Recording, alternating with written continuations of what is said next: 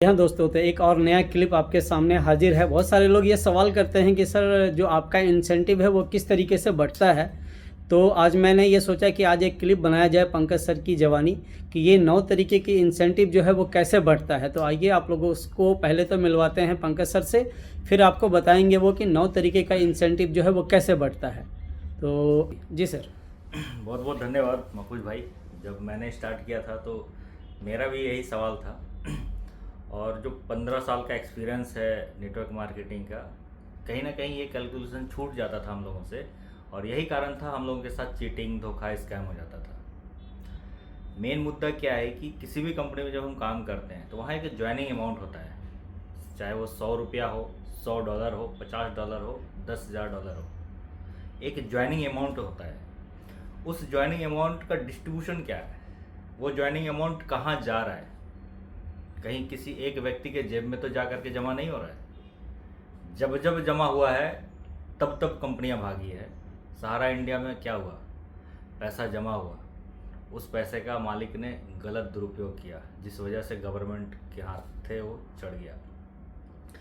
हम और आप जिस भी कंपनी में काम किए, प्लान बदल गया, नियम बदल गया, प्रोटोकॉल चेंज हो गया क्योंकि ओनर के कंट्रोल में था और पैसा सीधा ओनर के जेब में जा रहा था। वो पैसा जैसा मर्जी वैसा उसका इस्तेमाल कर रहा था। लिक्विडिटी वाली कहानी बताई जाती है, टोटली लिक्विडिटी का कंट्रोल उसके हाथ में होता है, जब मर्जी होता है लिक्विडिटी निकाल देता है।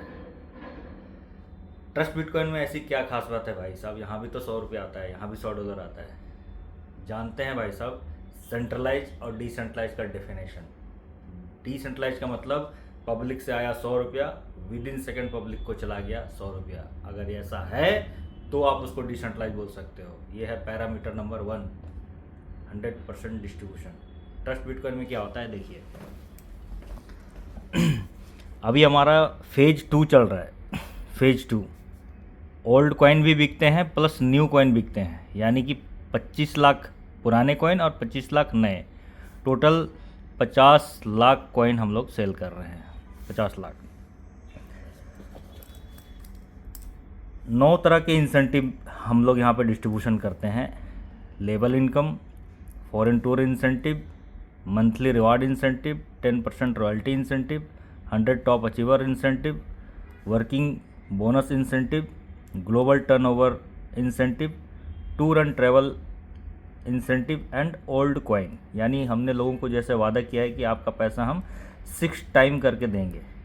बात होती है 10 गुना की, 10x की, पर 6 टाइम इन्वेस्टर्स को जाता है। कैसे? हमारा जो मिनिमम ज्वाइनिंग अमाउंट है वो है $100 का।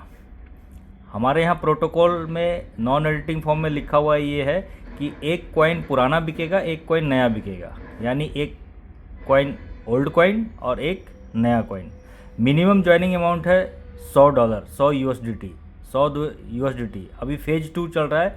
फेज 2 में एक कॉइन की कीमत है $10, यानी $100 का आपको पुराना सिक्का मिल जाएगा 10, और एक और $100 की ज्वाइनिंग आती है तो नया कॉइन बिकता है $10 के हिसाब से 10 कॉइन।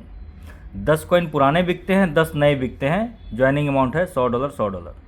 यानी कि साथियों $100 की जब ज्वाइनिंग आती है हमारे पास और एक $100 की, टोटल $200 का जब ज्वाइनिंग आता है तो ये विद इन सेकेंड डिस्ट्रीब्यूशन होता है। होता कैसे है समझिए। महफूज भाई ने घर से कागज़ कलम लेकर के निकला और एक बंदे को फंसाया, $100 उसके जेब से निकाल लिया। अब ये $100 जाता कहाँ है पहले समझिए। इस $100 में से लेवल इनकम में विद इन सेकेंड $19.5 का डिस्ट्रीब्यूशन हो जाता है।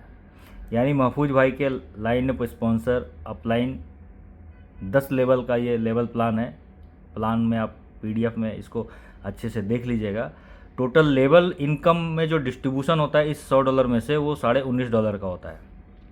फॉरेन टूर इंसेंटिव में इस $100 में से $10 यहाँ पे डिस्ट्रीब्यूशन हो जाता है with in second. Monthly reward यहाँ पे हो जाता है $10। 10% रॉयल्टी, क्योंकि 3 इनकम पर 10% रॉयल्टी दी जाती है, ये पहला, दूसरा, तीसरा, यानी level, foreign tour, monthly reward के ऊपर में 10% रॉयल्टी दी जाती है। यहाँ पे बढ़ जाता है $3.5। 100 टॉप अर्नर, 2-2 करोड़ रुपया लीडर्स को देने हैं जब 1 करोड़ कॉइन हमारा सेल आउट हो जाएगा। तो अभी यहाँ पे कोई भी डिस्ट्रीब्यूशन नहीं हो रहा है, इसलिए यहाँ कोई भी पैसा नहीं जाता है। वर्किंग बोनस, हर ज्वाइनिंग अमाउंट से $5 5%